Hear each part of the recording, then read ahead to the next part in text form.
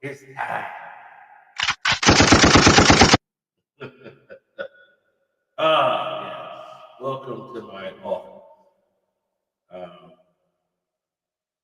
F, we in Casino's office. We can sit here and go way beyond anything anybody else is doing. Now, since we are here, don't forget to hit the like button, okay? 'Cause I don't want you to miss anything that's going on. All right? It's not echoing now. That's the special effects thing. So now we are getting to the nitty gritty. The nitty gritty, y'all. Kicking ass that both shoes and shit. Take that. Take that. Now, as we do, we get right to the transcript because we don't want people to get a mixed view of it as now people are trying to do the transcript thing and then add their little 2 cents to it because they weren't doing it before. They was just being dumb and, you know, lazy as they've been doing with their content because they don't want to do any thorough look into the case and look at the actual evidence. They just want to find a way to make Diddy look bad, right? We just tell it to you like it is, whether it's good, whether it's bad.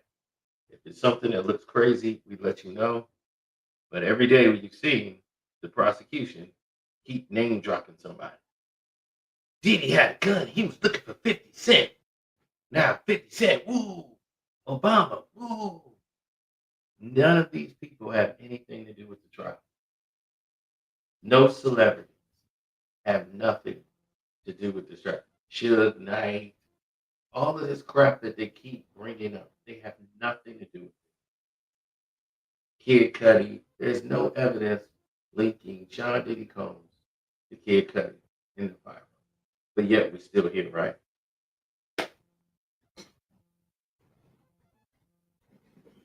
Am I going off theory or am I going by the actual evidence?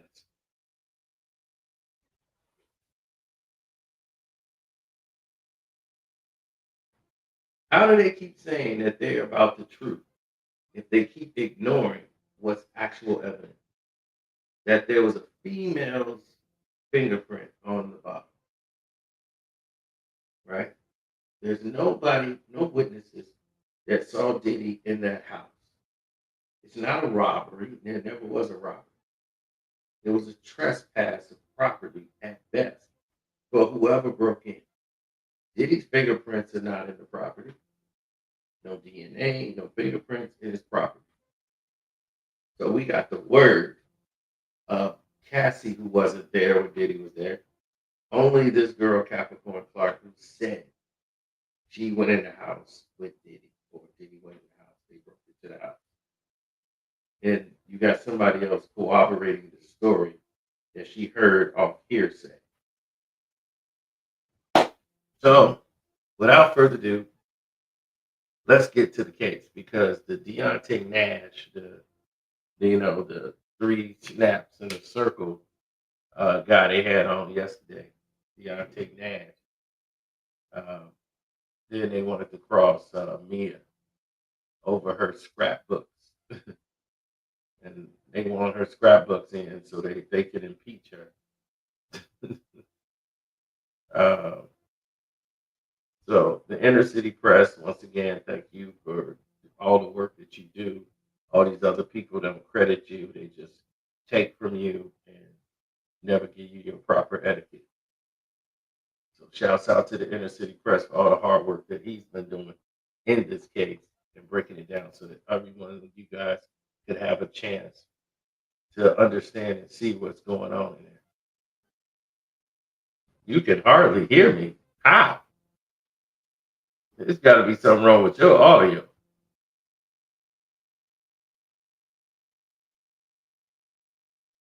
Are y'all really having a hard time hearing me? For real? How could you do that? I don't even see how you could have a hard time hearing me. Oh, he's so fat. Oh, look at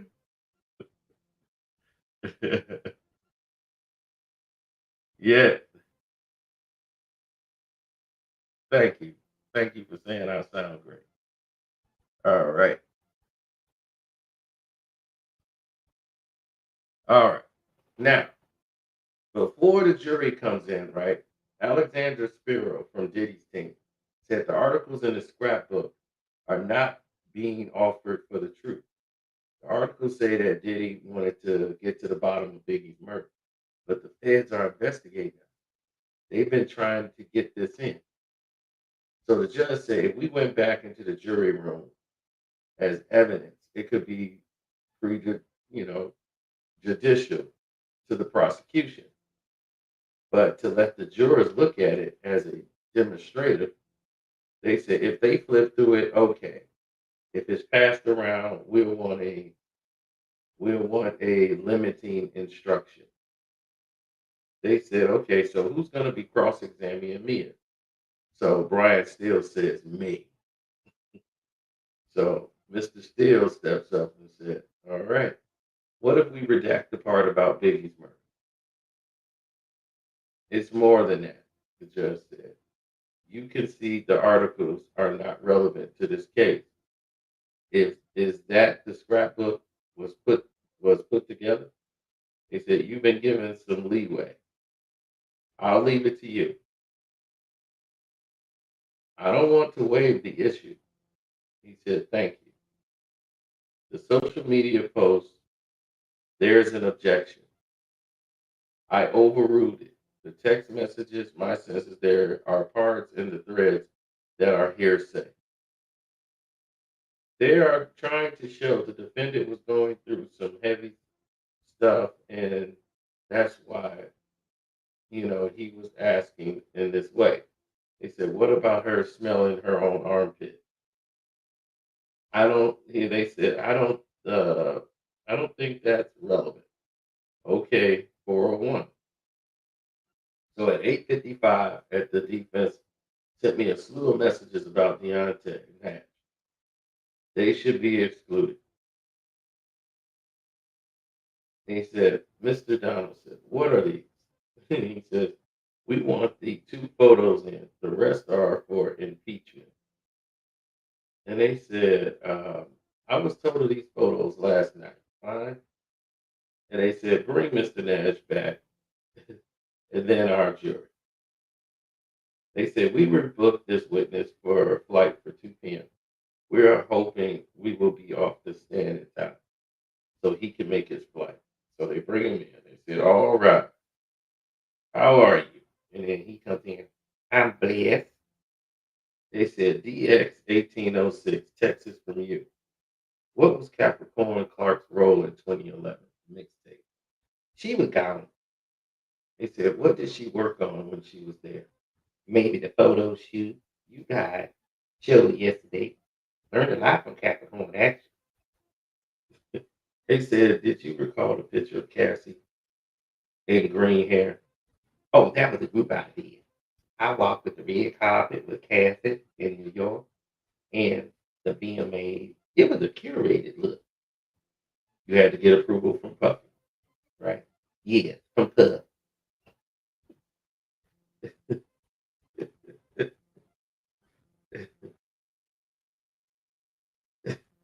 Yeah, yeah.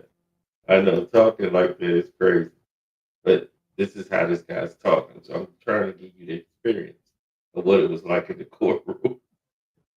He said, you saw Combs was kicking Cassie to the ground, the unfortunate eye gashing incident, correct? Yeah. You didn't tell the prosecutors she was kicked while bleeding. They didn't ask. I only answered what they asked me to. Cassie was in a relationship with Kid Cudi while she was in a relationship with Mr. Combs. Oh, okay. You didn't know? I thought she and Puff had broken up. Cassie was in South Africa. You were at the Revolt conference in Miami, correct? Yeah, I was there to style up him. So yeah, I put together with Michael B. Jordan. I put her together with Michael B. Jordan. I mean, he's fine. She fine. Why not? Hold on. So Gina was in Miami too. No, no, no, no. You don't put that on me. They keep me away from seeing Gina. Cassie got upset. She said, "Why do you keep humiliating me in my career?" She was upset, but not really. They said, "You set her up with Michael B. Jordan?" Yeah. And Mia drove it home, making sure she had his number. So a bad boy employee set her up with Michael B. Jordan. That's Michael B. Jordan. Don't mess that up and say Michael Jordan. He said, "Do you know Andre Blanc?" No. You were aware that Cassie was in the relationship with Andre Branch, right? Oh, that cute football player. But I've never met him. And in 2016, with Brandon of the NFL, I mean NBA, sorry.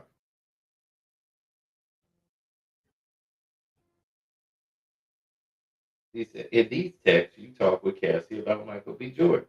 You say, no one better say it to me. L-Y. What is L-Y? Love you. Or maybe it's a typo. But L-Y, everybody knows everything. I don't remember. I'm sure you were being antagonized by your client, right? Cassie was upset by Gina. She said, girl, let's go out and do our thing. Do what? What did she want to do? Actually, we were both pretty chill. They didn't have to lie. But that'll be fair. He said, let's read these messages. You do the blue ones, okay? And this is the way they wanted to portray it so that the whole world would understand what it is that they were going through in this trial. Yes, definitely hit the like button. Thank you for that. I appreciate that for letting them know.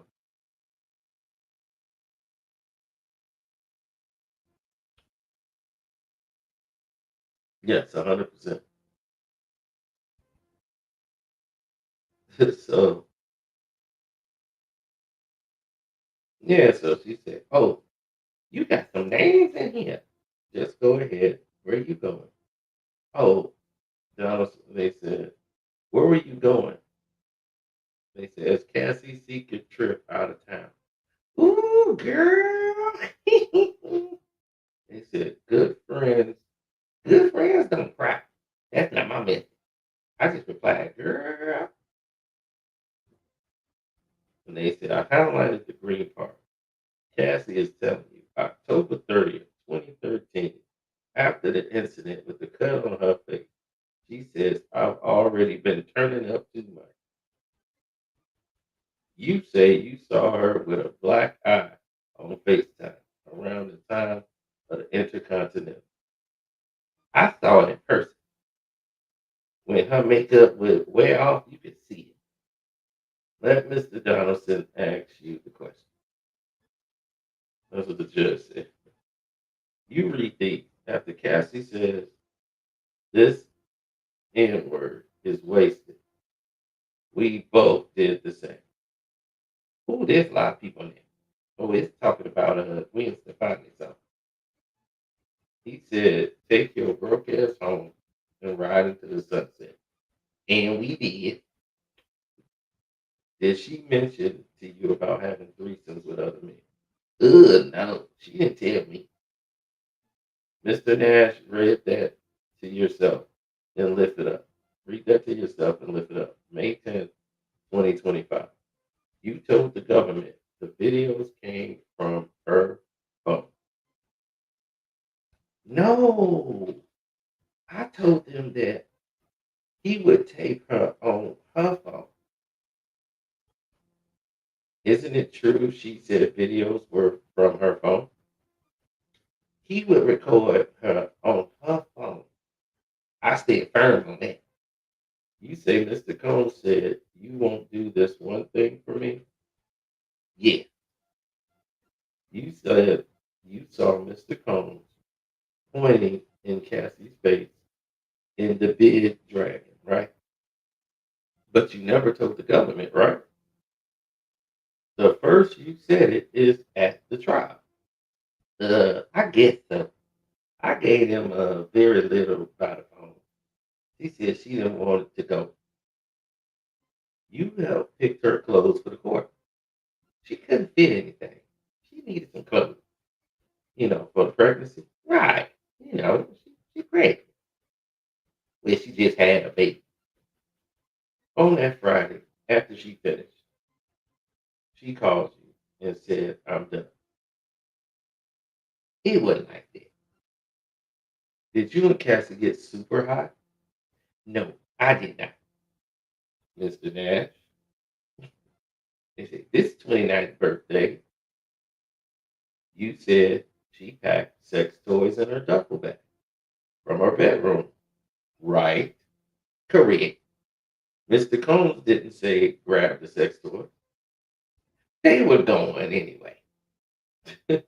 On the golf court, let's talk about Las Vegas, New Year, 2016, 2017.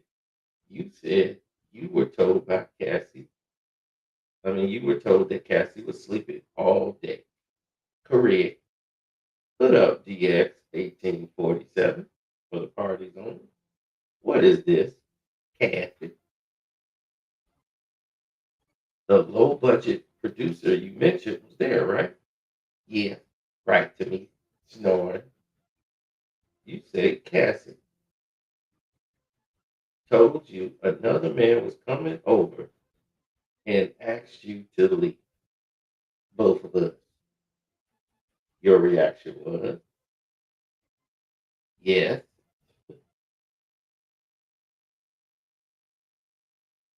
You saw a man walking around, knocking on the door, and they let him in, right? Yes. They were not drugs, right? We were doing them in our separate places.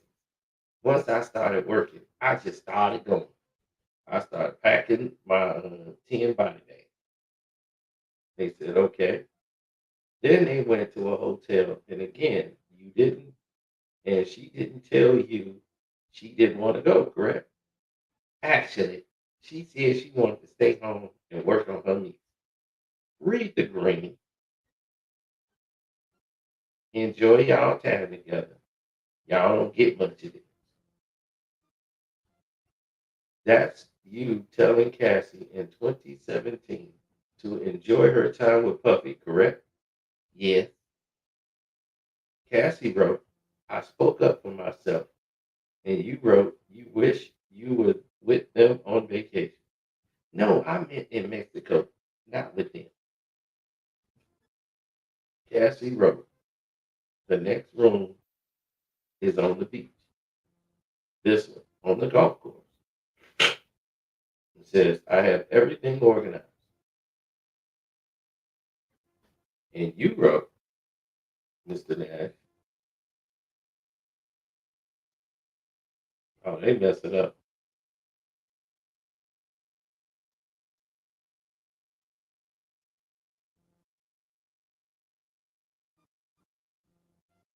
Hmm. Yeah, exactly. They messed it up my whole thing. They spamming me like crazy right now. And I don't even know why.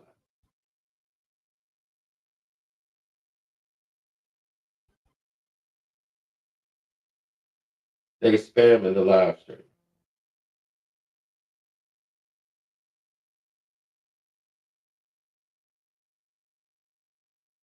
Yeah. So anyway, back to the thing. She said Cassie wrote, the next room is on the beach. This one on the golf course. I have everything organized. I wrote, do you have a lot of your shit? And they said yes, but we all made it fit. Girl, you always on vacation. You stayed in touch with Mr. Combs. Yes, because he was always cutting up. Oh, I get it. You did a seafood thing with Cassie, correct? Yeah. DX 1814. You know Kim Porter, who tragically passed. Yeah. You knew Andre Harrell passed. Yeah. You text Mr. Combs to make sure he was okay. Correct. Mr. Combs wrote to you, the trainer? You couldn't give me a heads up? Black heart emoji. How is she? He meant Cassie. Yes. So in 2020, you wrote to Mr. Combs, I love you. Anything you need, I got you. Yes. Mr. Combs won an award that year, and you congratulated him. I don't think so. I asked him how to RSVP to his party for somebody else, Claire something. They said, Cassie told you about a secret trip. And they said, I had jet. Just say, sustain. Okay. You deeply care for Cassie for 15 years, right? Yes. She kept secrets from you. And I do from her. We don't tell each other everything. And Donaldson says, nothing further. Because that's the damaging thing right there. They don't tell each other everything. So Cassie would confide some things that Nash would not be able to know. And Nash just agreed to that. So now the redirect comes in. And then here comes Maureen Coney. She's leading the investigation. Why were you afraid for her? Things could get violent real fast. What devices did Mr. Combs use to film her? Hers. You said they appeared high at the 29th birthday party. Yeah. Was Mr. Combs in control of his actions? Yes. And what did you say? You gonna get some D tonight. Did she want to go? No. No further questions. And Donaldson said, nothing for me. We don't need to cross Mr. Nash. So they said, you're excused. So they took Mr. Nash out. And now they made sure everybody knew. They brought Mia in, who's the assistant, MIA, who doesn't want to be identified and don't have to reveal her name. So they say, don't show this exhibit. What is it? My passport. So her passport is not shown to the jury. I mean, it's shown for the jury only. So Brian Steele is crossing. And well, he says, I would like to see it too. So the government comes in and says, where are you from? Virginia Beach. They say, who is this? Sean Combs. What do you call him? Puff. I work for him. They said, okay. You work for him. You call him Puff. What did he call you? And they said, well, Mia's the name they're going to go by. She's the director of development and acquisitions for Revolt Films. They said, how was it working there? Puff's moods changed all the time.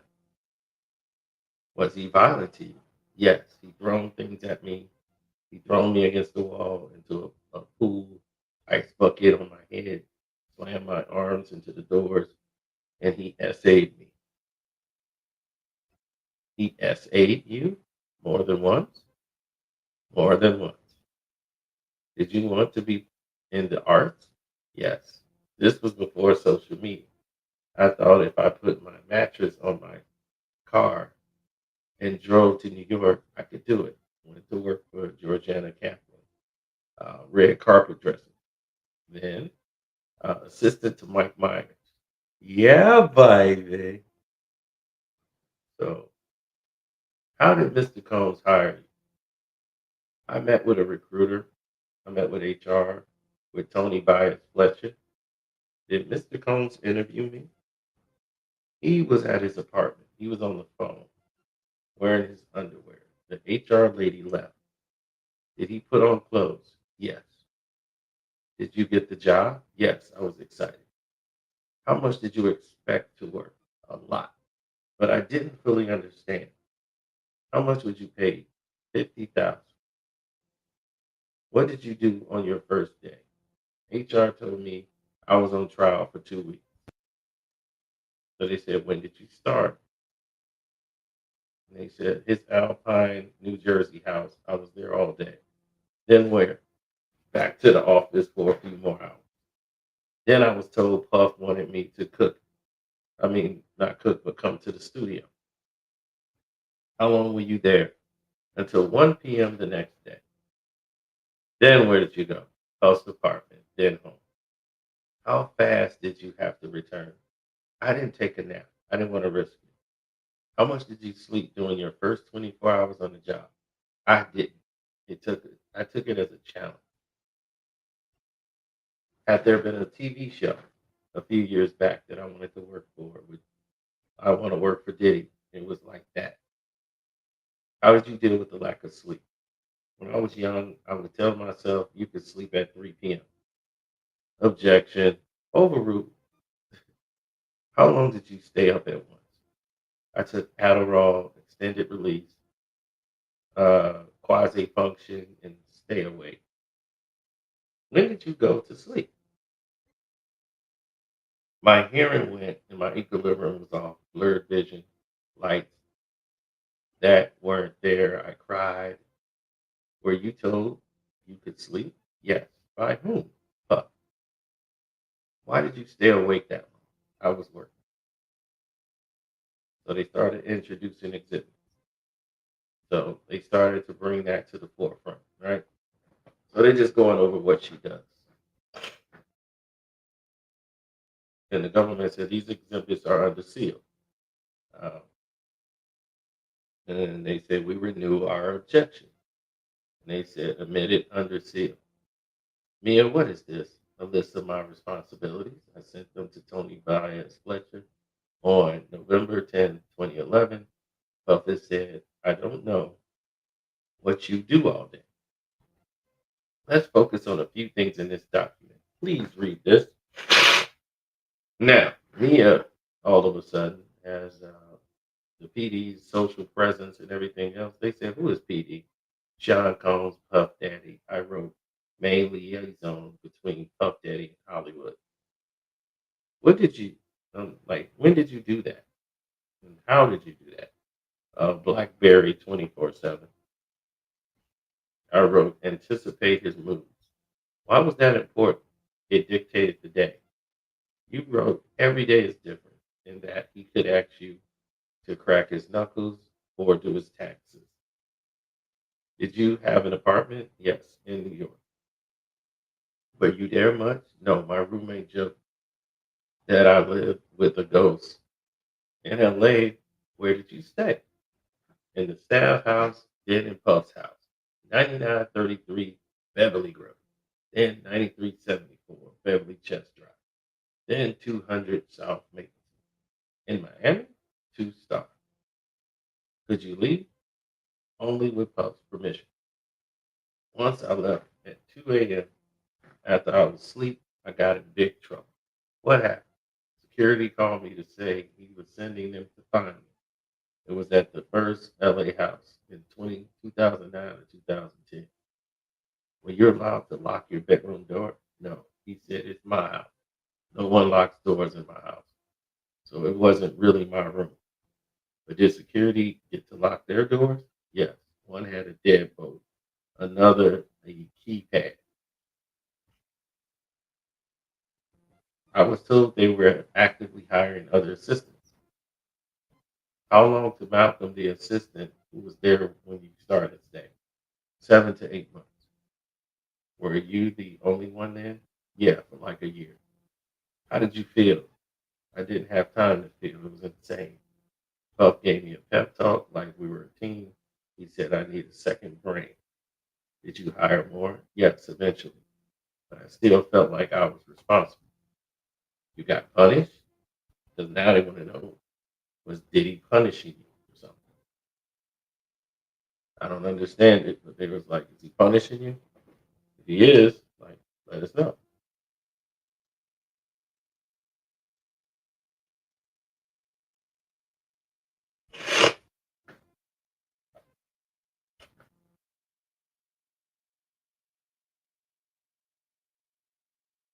It's what they do. He said it's all Cassie. Yeah. So they said I always was getting cursed out. My intelligence insulted, and my job was threatened. Who did those things? Fuck. Who's this? George Kaplan. He was another personal assistant of Puffy after me. What was Revolt Films? Puffy and I started it together. Were you performing personal assistant duties? Yes. How much did you get paid? 70,000 to 100,000. They were supposed to be bonuses. Did you get them? No. So they took a break, right? Because they had a lot to go over. So the government comes back and says, GX2841. Who is this? Cassie Ventura. How do you know her? She worked for Puff. We became close friends. Still today? Yes. How was their relationship? Highs and lows, unequal. Was there violence in the relationship? Yes. We'll get back to that. What was Mr. Cole's role with respect to her career? He decided on everything shows, the look, all of it. 32107R. What is this? Mail from Cassie to Puff and others and me. When did she send this? It was 4 a.m. It says 7 a.m., but we're in California, so it was one of their hotel nights. What did she write? She was canceling, apologizing to Interscope and others. Did Mrs. Combs respond? Please read. Cassie wrote about telling Slovin Hill. What does she mean, do you think? Slovin Hill, Stephen Hill is what it really should say. BET. Cass wrote, no support, no show. Why did she forward this to Tony Fletcher? I had to keep her informed. She was in charge of booking hotels. Did you ever see Mr. Combs on a movie set? Yes, but everyone would be nervous. He would insert himself. They said, what was his role in respect to Cassie's appearance? He was in charge of it. Do you have exposure to Cassie's finances? She said, yes. How? I learned the company paid her credit cards and that the places where she lived were under the company's name and her cards. Did he take things away? Yes. Cars, jewelry, and support. If he couldn't get her on the phone, he keep tabs on her through me. He kept tabs on her through me. Was it part of your job to spend time with Cassie? Yes, I had to do whatever Puff told me to do. Could you go where you wanted? No, we had to go where Puff said that they could go. So the government said, and if it's not, they said something very scary. The punishment was unpredictable but terrifying. And then the government alluded that they would talk more about what they had to do to get through the testimony. He said, how would Mr. Combs communicate with Miss Ventura? And he said, sometimes through me. And they said, did you see any violence? What kind? They said they saw the aftermath of the injuries. They saw all of these different,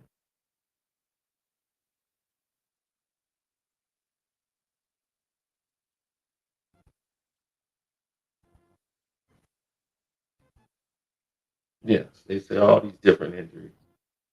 Um, they said they saw her attack thrown on the ground. They said he seen him like crack her head open, chase her, things like that. And they said, did she fight back? He said, no. They said, what did you see? What did you hear? Suitcases being thrown to the floor. Did you see Cassie after that? And he said she was outside crying in the bushes. She looked terrified. She gestured, I'm hiding. I'm not there. What did you do? I retreated. Did you tell anybody? I think the chef was in the kitchen. The sentiment was like, they was like, objection. And they was abstaining, of course, because it's hearsay. They said, "What did the chef say to you?" "Objection, not for the truth." And they said, "Sustain." He's like, "What happened in Cassie's apartment?" "We were there, me, Cassie, and Deontay Nash." "What were you doing?" "Helping her pack her trip to London." Puff came banging on the door, very irate. "How did he get in?" "Key from the front desk." What was Mr. Combs asking? He said, "Have you been drinking or something?" She hadn't answered his calls. What did Mr. Combs do? He came after me and Dante screaming. Had she been drinking? He was very crazy aggressive. He attacked her. He threw her to the ground. Me and Deontay jumped in and tried to stop him. What did you do? Dante is very small in comparison to Puff. There was a little tornado going on. Me and Deontay in a position where I was scared he was going to hurt him and take his life. Well, she said, "Kill him." So I jumped on Puff, but he threw me off and against the wall. I felt like it was in slow motion. I realized we were in big danger. He ran into a bathroom and grabbed Cat under the bed. Is this wooden bed platform? He slammed her head into the corner. What injuries did Cassie get? Her head was gushing blood. What did Mr. Combs do? He got in protective survivor mode. He said, "Call a doctor, so and so. Tell him Cassie was drunk and hit her head." "Why did you do it?" Puff said to. His eyes were black. I mean, he was looking through me. He was like completely. They just said, "Let's get to the next question." They said, "Did you see Mr. Combs taking drugs?" "Yes." "When he was high, uh, how did he appear?" "Sometimes the life of the party or hyper." "Where was this?" "In Ibiza or Burning Man or music conferences." "When he smashed her head, did he seem high?" "No." "Did you go to Prince's party?" "Yes." "What happened the night before?" "Big award ceremony, Sweet and Beverly." He told me to stay with Cassie, that he was going to be at the house with his kids. But then I heard about Prince's party. "What did you do?" Cass and I debated like little kids that if we sneaked out the house and go to Prince's party. Prince performed on a little table, and I saw Puff come in with his bucket hat. We locked eyes. I thought, "Oh crap, Cass just booked it." "Where did you go?" "Across the street, there was some everwoods and some bushes." The Puff called Cassidy and had her on the ground. Puff started to attack her, but Prince's security quickly intervened. And later, I went to another hotel the next day. HR told me Puff was suspending me without pay. Did he say why? That Puff said I was being insubordinate. So the judge said, "Okay, we're going to have to leave it there." And they said, "How much do we have? Um, how much longer with this direct do we have?" Uh, and she said, "The rest of the day, we like her off the stand by the end of the week." And they defense said, "This is a problem. First it was a flight, now this." He's like, just says, I have not cut anything. And he said, "I have not cut anything. Let Mr. Donaldson," just said, "I'll let Mr. Donaldson take the time he wanted." He said, "I'm not blaming the court. It's a pattern I'm seeing." And just said, "It's common courtesy." He said, "I don't know how long Mr. Steele's cross will be. They don't need to put these things on the record." And they said, "If we can complete this witness this week, fantastic. It keeps things moving. Many of our witnesses are flying from across the country. We need to know for flights next week. Monday, Mr. Nash cross was twice as long as the direct." That's what the government said. They said Mr. Steele told us he anticipates that his cross being an hour and 2 hours long is no event longer, not to hold him to it. And he wanted to keep on schedule. And they was like, how late are we gonna be going with this thing? Hold on.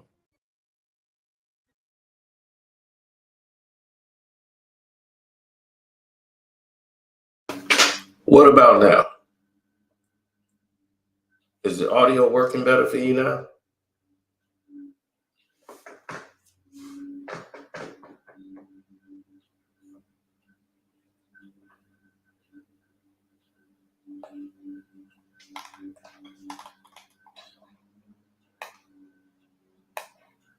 All right.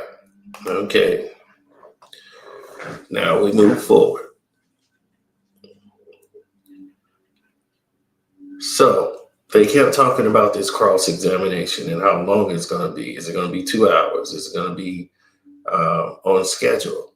How late will it be going? What is the latest? And they said 4 p.m. So they decided, okay, we got a subpoena. The government said from Verizon phone records, and they said Mrs. Griegos has agreed that if Your Honor finds them admissible, you can give them to us and we to them. And they said, that's fine. They said, okay, let's bring her back in. So they bring her back in and they say, you were speaking about the violence between Mr. Combs and Cassie. You have traveled to Turk and Caicos, yes, to the Parakeet twice in 2012, right? And they said, what happened? I was sleeping in my bedroom and I was woken up. Cassie ran in saying, you gotta help me, he's gonna kill me. What did you do? We started pushing furniture in front of the door, trying to block it. Puffy was banging and screaming. I had a porch that we went out to the beach. We ran. What do you remember about running?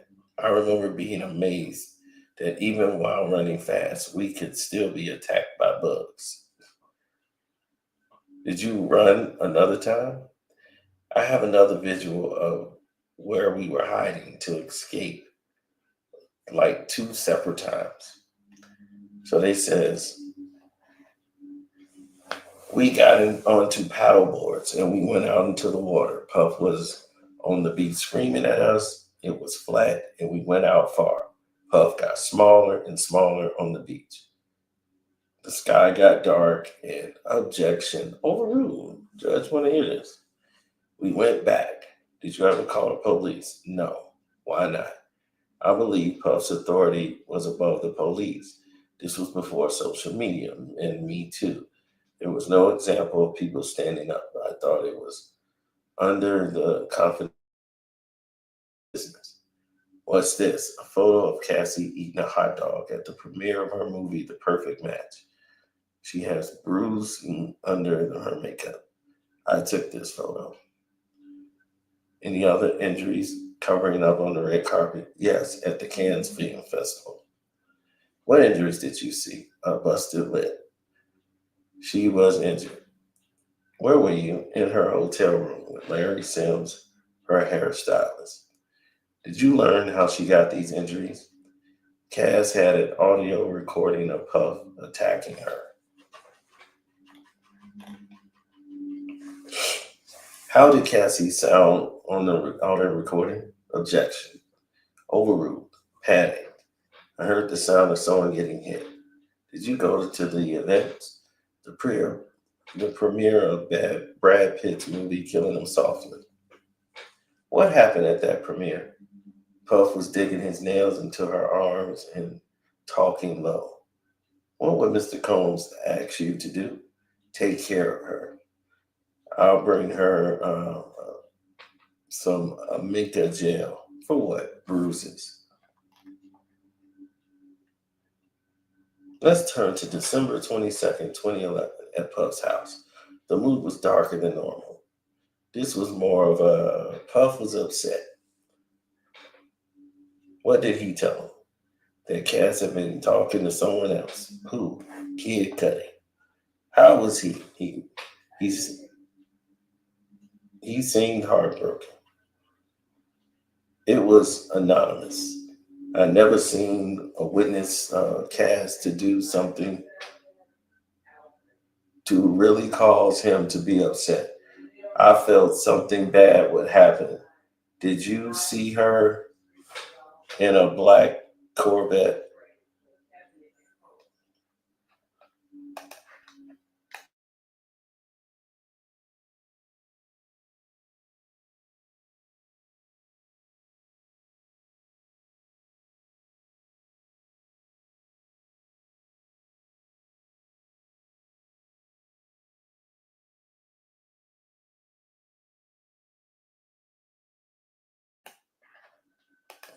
All right. Okay. So,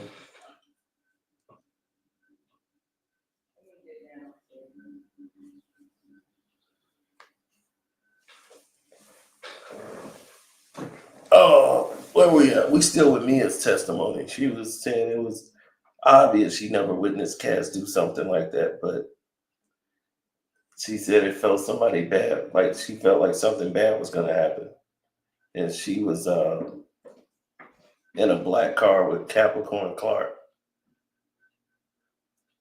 And they said, "Did you reach out to anyone?" She said, "Yes, D Rock." And the ASUA ST112, they said, "What is this?" And they said, "My emails with D Rock, only the retracted ones into evidence." So they came with the same objection. And he said, well, he was with security with the foundation admitted. So they read the message, and the message said, "I wrote to D Rock, I'm worried about Pete.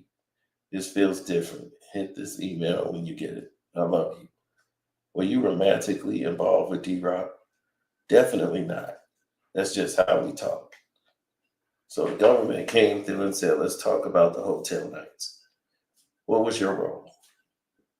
And they said, well, sometimes she would take them there, unpack, set up. They would just be like on calls essentially, and they would do the work before the housekeeping came. So the government said, what would you bring? The lotions and potions. Astroglide. Astroglide has been in this trial way too much. Astroglide candles and some cheap Glade candle. Glade promotion is going on heavy in here.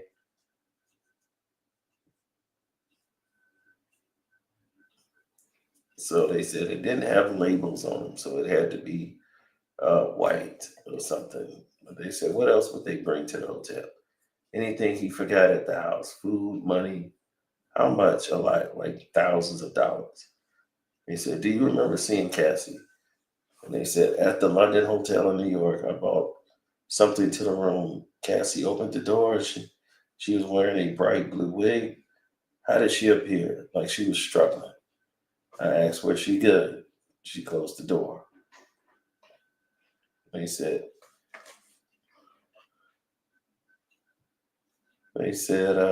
did he tell you to clean the rooms? They said, Puff is at the office. He was standard. He tried to sweep the room so no housekeeper can sell something to TMZ. They said, well, how were the rooms? Destroyed. Candle wax everywhere. I've seen broken glass, sometimes blood or oil on the walls. And they said, well, what would Mr. Combs tell you about the blood? That it was period blood. What happened in Cassie's car in LA? Cassie got a call that told me he wanted to do a hotel night. I didn't want to. She got sick after the hotel night, and it was like, man down. What did that mean? That they'll stay in the room sleeping only up to eat. Did you do drugs before you worked with Mr. Combs? No. And after? Yes. MDMA. Puff gave it to me. He said I was now a part of the Breakfast Club. What did he mean? Like it was a cool club. He said his MDMA was pure. I felt like I was on a friend's hanging out list and I could enjoy myself. Did you take ketamine? Yes, at Burning Man. We were partying on a tour bus. We had the blackout shades down. He had the drugs on plates. I tried to say no. What happened? Puff wouldn't get it. He said he wouldn't let it go. It turned a little bit more serious that I was going to mess up the whole vibe. I tried to fake taking it. He got closer to my face and humiliated me. How? He separated out a dose and made me snort. I didn't want to fall into the K hole.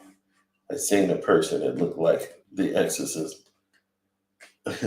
Did you want to take the ketamine? I didn't feel like I had a choice. Did he take drugs while working? He was always working. Once on the way to Chelsea Handlers, how did Mr. Combs treat you? Sometimes like best friend and working partner, sometimes like I was a worthless piece of crap, in her words. So they said, well, how would he compliment you? My work, he'll give me life advice. And to tell you you were worthless, long extended rants about how incompetent and stupid I was, threatening my job. Anything physical, throwing things at me. Did he talk about jobs for you? Yes. Before Revolt Films, he talked about other companies. I told him I wanted to create and develop TV shows, especially comedies. He says that's what he wanted to do also. Then he'll take all my credits away from all the work that I've done. What did he throw at you? A bowl of spaghetti, turkey meat, a computer, a phone. Let's talk about the spaghetti. What did he tell you to do? To go get people, but I needed to change my tampon. He yelled, "Yo, girl, I said do it now." Blood was dripping down my leg. I said I had to go change my tampon. What did Mr. Combs do? He threw a bowl of spaghetti at me and said, "Get the F out of my house." He chased me out. I was barefoot. I hid in a bush, then to a hotel. What did HR tell you? That I was going to be suspended without pay. That's what Puff wanted. Where were you when he threw a computer at you? In a trailer. Swiss Beats was there. The Wi-Fi was broken and I went to look into it. I came back and said they were working on it. What did Mr. Combs do? I said he should talk to Bill Gates if I had to. He threw his computer at my head hard. It just missed me. I ran and hid behind the luggage van. How did you feel? I wondered. What did I do to make him? Did he hurt you? Turk and Caicos at the remote offices. Where were you? He said, where were you at Turk's? In a hammock by my room. Puff dumped a bucket of ice on me, screaming. Then took my phone. I didn't want him to see it. The team, we were messaging about his moods. I didn't want him to see it, so I jumped on his back. What did he do? He threw me into the pool. At a remote TV, he was using my phone, and I didn't want him to see my any messages. Maybe I called him an a-hole. I was trying to get my phone back. He ran into the bathroom and slammed the door on my arm repeatedly. Injuries, bruises. Did you see him later? At the studio. He told me he sent all my compromising photos to him to his phone in case, you know, he had something on him. Kind of like a bullying joke. How did you take it? I had no photos, so I knew he was lying. What are these? My emails with Tony and Shannon. I said, Puff took my phone. I don't know when I'll get it back. Tony asked, what happened? I said, definitely an in-person story. And they said, why? I wouldn't put violence in writing. Who was Matt? Puff's engineer. At one point, we dated. I have more. So the judge said, let's take a break. They took a break. They came back and it got more intense. And the reason it got more intense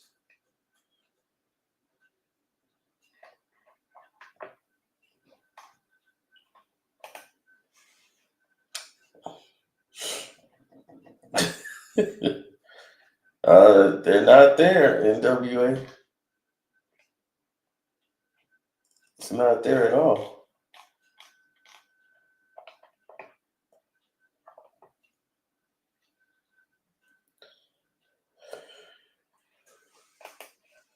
Yep.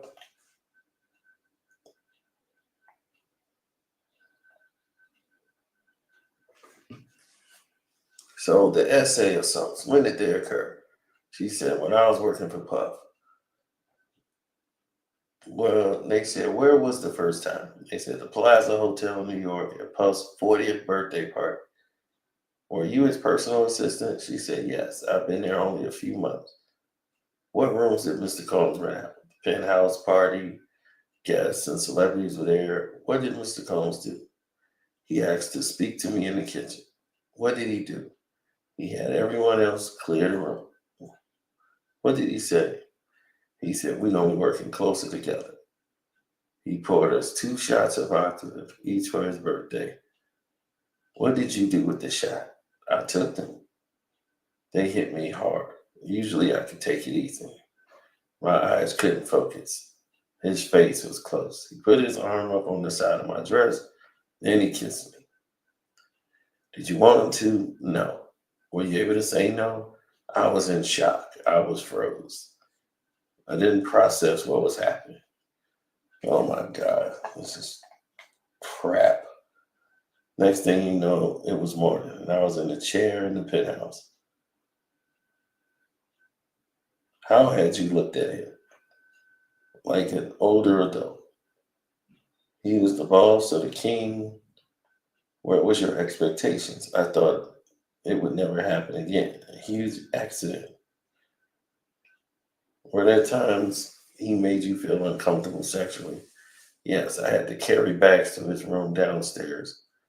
Was Uncle Paul. What did he say to you? Objection. Grounds. Hearsay. They said, for the effect. They said, I brought the bags. He asked me to pull up something on his computer. He came back. He sat next to me. He leaned over me and put his face in the computer in an uncomfortable way. They said, how did you feel? She said, I was pretending I had to go to the bathroom.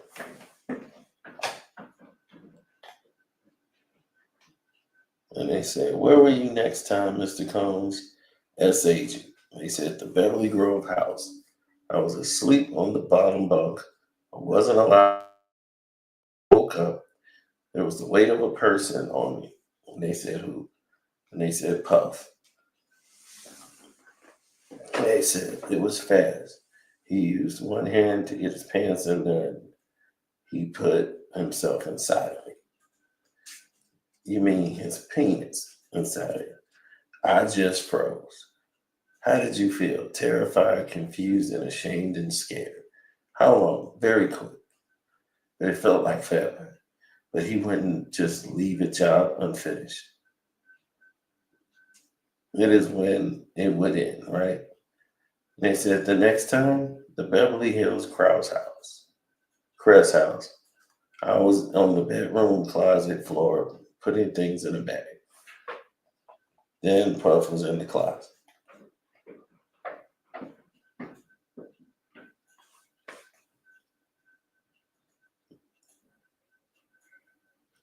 Yep. So she said he had his penis out and he grabbed her head and cries and said, put it in. So they said, Mr. Combs took out his penis and said, put it in your mouth. She said, yes, I was frozen. I didn't do anything. I just sobbed. How did you feel? Like trash. I was scared and ashamed. They said, well, how long did this last? It was very fast. Were there other ones? Yes. I have a dark feeling one time we were flying on a private jet. Everyone was asleep by the bathroom. There was a bed. I went by. He was standing right there. I tried to make it about other people who might see or hear. It didn't work. How did you feel? Helpless. I had lost some layers of protection. wasn't safe, terrified. Do you remember what happened? No. And they said, was Cassie ever there? No. Do you ever want these essays from Mr. Combs to go through? No. Did you ever tell him no? I couldn't tell him no about a sandwich or anything. Then he would know that I thought what he was doing was wrong. They said, I didn't want to lose everything I worked so hard for. This was the only world I had, like, anymore, so this is the only world she had. What would happen to your job? I would never work in that industry again. And physically, I thought I'd been attacked. I didn't want to die. Now she's talking about she's dying.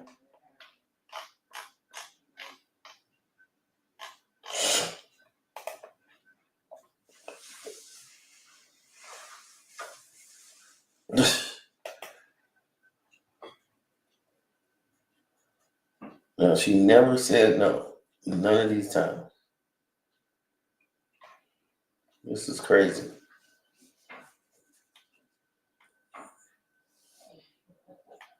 And they said,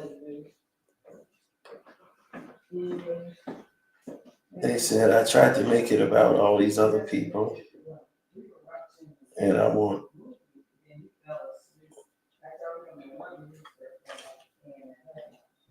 the layers of protection.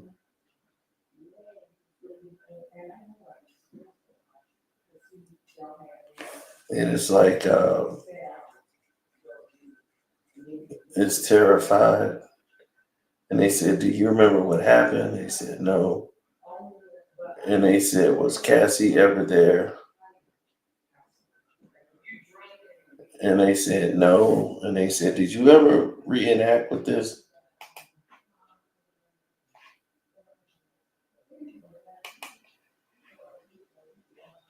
These stories sound scripted. They do. I mean, I'm not calling her a liar, but I'm saying it sounds like a perfect script, especially about I took a shot of vodka and I got woozy. And if that's the case, she's alluding to the fact that there's something in the vodka, of course, in case somebody don't see or understand it. So if you're alluding that something's in the vodka and you and him both took shots together, shouldn't he have felt drowsy and too and about to pass out too? Y'all drank the same thing. You said he poured the shots right there in front of you. I guess that part of the story didn't add up for her yet. Hold on one second.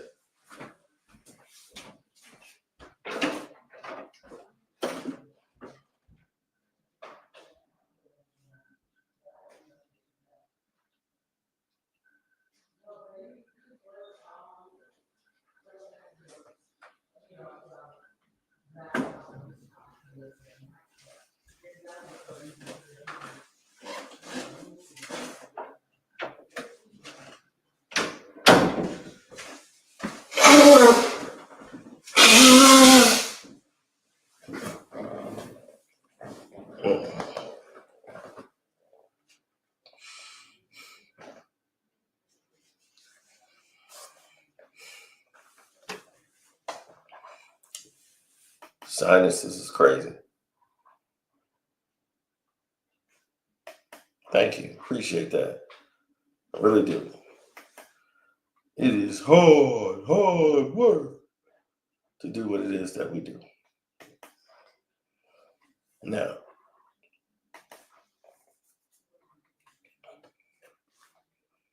so when they asked her, was Cassie ever there? She said no. They said, did you ever want these acts with Mr. Combs? She says no. Did you ever tell him no? I couldn't tell him no about a sandwich or anything. That wouldn't go down. I didn't want to lose everything I worked so hard for. This was the only world I had. I would never work in this industry again. And Mia talking about he threatened that he would tell Cassie if I had something to do with it. How did you feel? Desperate and trapped. Worse, scary situation. I wouldn't have done anything. It was my fault. Did you tell anyone? No, I was going to die with this.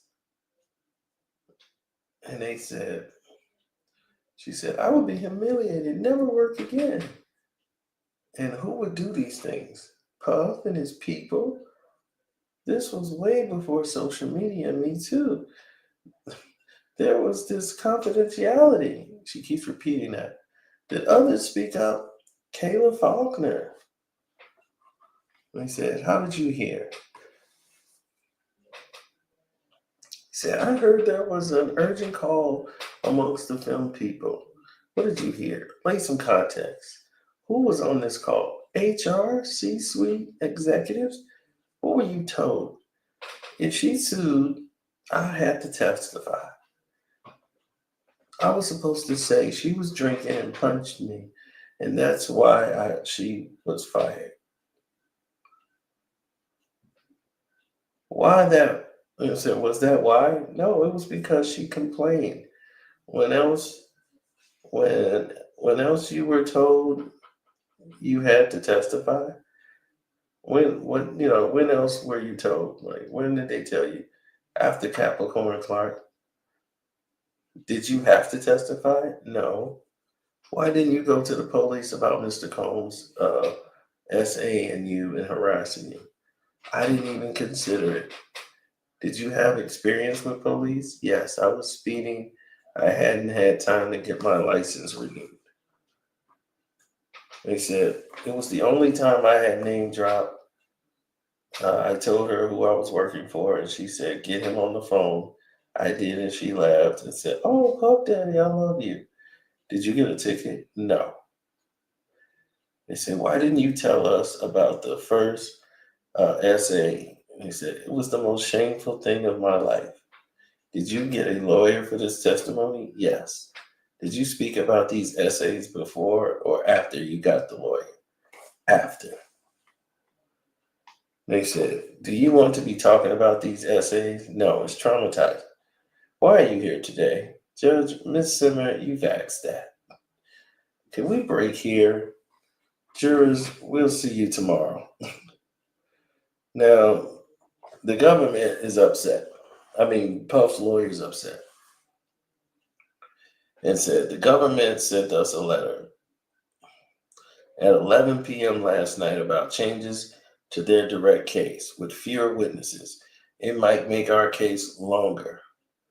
Judge said, that's vague. I still see 4th of July.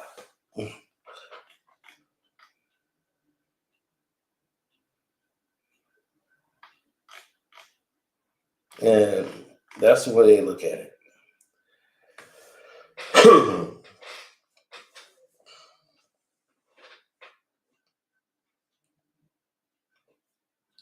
And here's the problem that they're trying to do, and it's a deliberate attack by the prosecution. They're dragging on. They're making this thing longer than it has to be. And the reason they're making it this long is so everybody can be caught up in it. They want everybody caught up in this mess.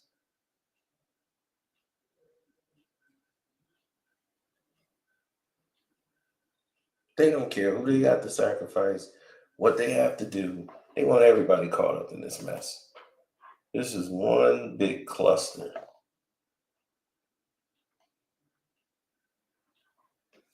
They want to take up all the time asking her the most innocuous questions, asking her stuff over and over again. This testimony didn't need to be this long. They could have summed all this up earlier. They wanted to drag this out.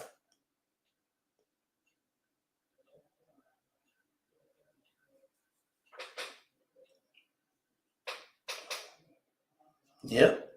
They wanted to drag this thing out, and they drug it out.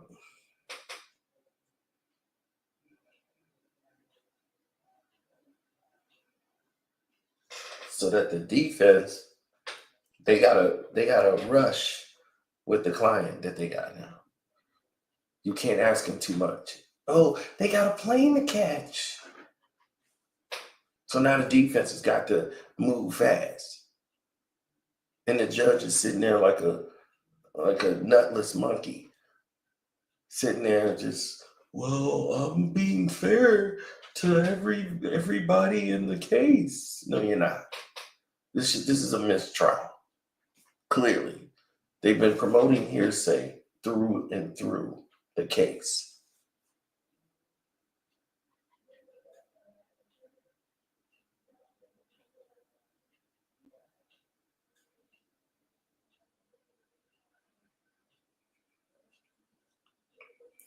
I'm looking for evidence. I'm hearing hearsay. There's no evidence of an essay for this woman. She's never complained to the police. She never said anything. She kept doing it until I felt like it was my job. Did he tell you it was your job and you were fired? So why are you allowed to spread these falsehoods when you have not provided any evidence? You said you didn't go to the cops. You didn't do anything. Stop saying that there was no Me Too and all this. There was no Me Too back then. You didn't need Me Too to make a complaint. There was laws protecting female. SA has always been a crime. R word has always been a crime. You didn't need Me Too for that.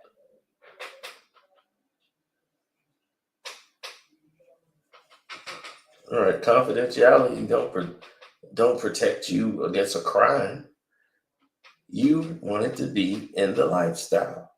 You was doing drugs with them, partying with them, and next thing you know, you with Diddy, the most powerful person. You liked your position and all the perks that came with it. Now you don't have that no more. Now you're upset with Diddy. Oh, now he R-worded me. Oh, now this is a problem. I didn't want to do it. We took shots together, and then I normally can handle liquor, but this time I felt woozy, and he's just coming on. So how was Diddy able to pour magic shots, one for you and one for him, and yours is contaminated? The way you're saying it is stronger than usual, but he's able to take it. Why? Because he's Diddy. And you just loopy. You don't remember nothing. You just froze. You don't know what's happening. You just woke up in a chair and all this stuff. It's baloney. But Diddy perfectly fine.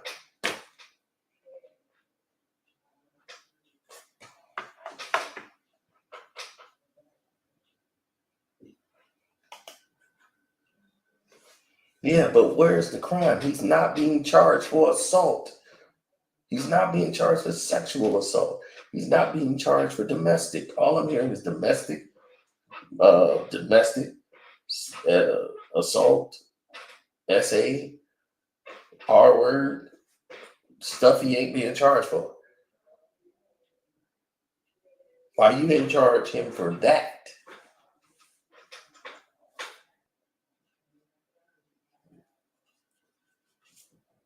That's what needs to be asked.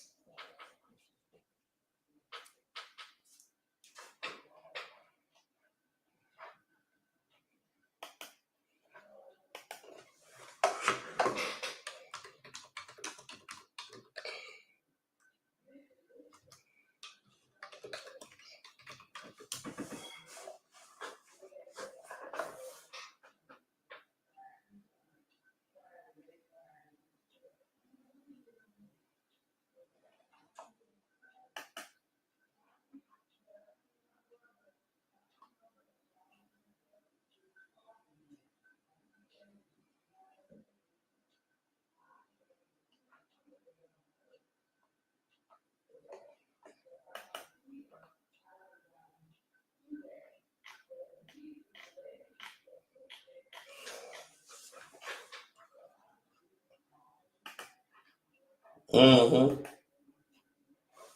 I know. Tell me about it, right? They sit there and sabotage my audio so you guys couldn't hear it.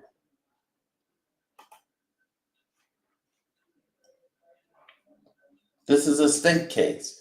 It's not a federal case. They're doing this because, all of the nonsense.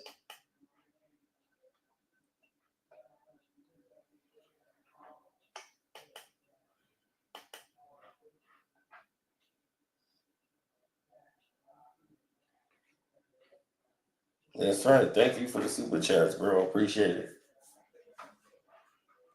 Yeah, they sabotage this entire live stream because they don't like what I'm saying. But they don't let bozos talk all goddamn day long who don't know nothing.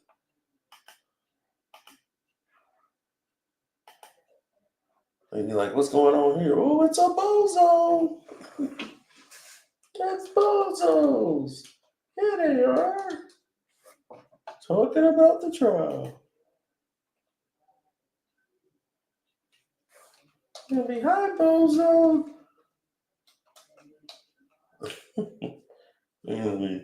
Hi, everybody. Breaking news. Diddy's going down. Oh, this craziness. None of this evidence is what they call evidence is nothing is touching actual real proof. All of it is basically hearsay in that this has been a mistrial. But the scope of it, this judge has no balls. So because of the celebrityness of it, can you imagine?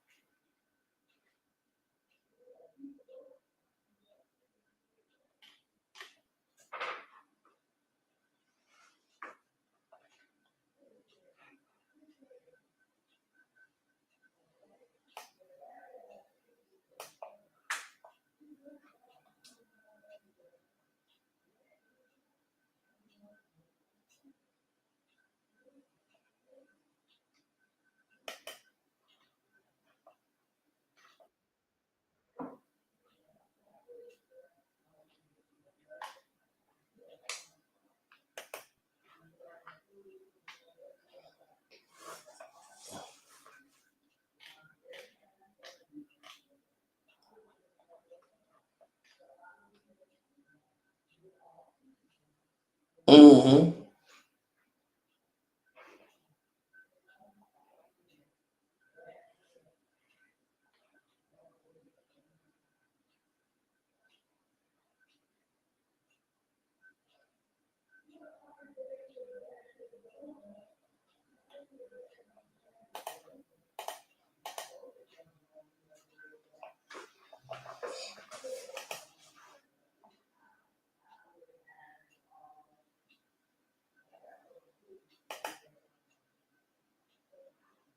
Right. I mean, they're all focused on the salaciousness of the trial. And it doesn't make a lot of sense instead of focusing on the facts of what she was actually saying in her testimony. Instead of saying, oh my God, it's looking bad. Another witness comes forward. The news is they are all just, and then this internet news is even worse. Because you get no objectivity whatsoever. All you're getting is more nonsense.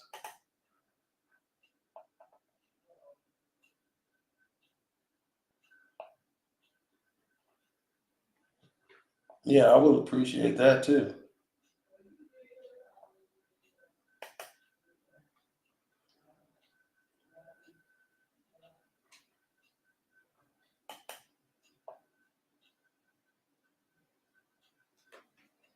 Oh, 100%.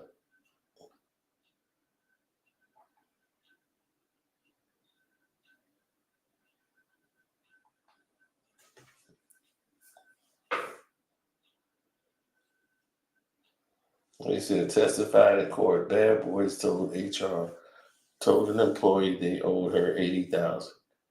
She Diddy just ripped up the paper.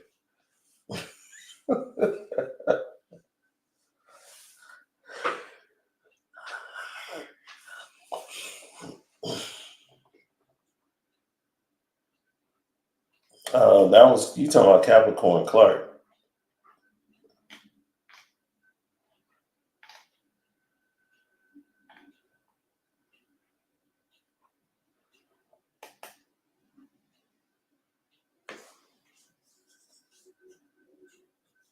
I know it's a complete waste of time.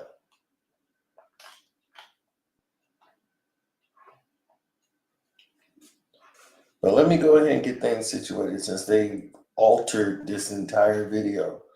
I mean, completely destroyed it, altered it to its very last compound. They sabotaged this video, y'all. Sorry about that, man. We'll try to do better next time. I'm out.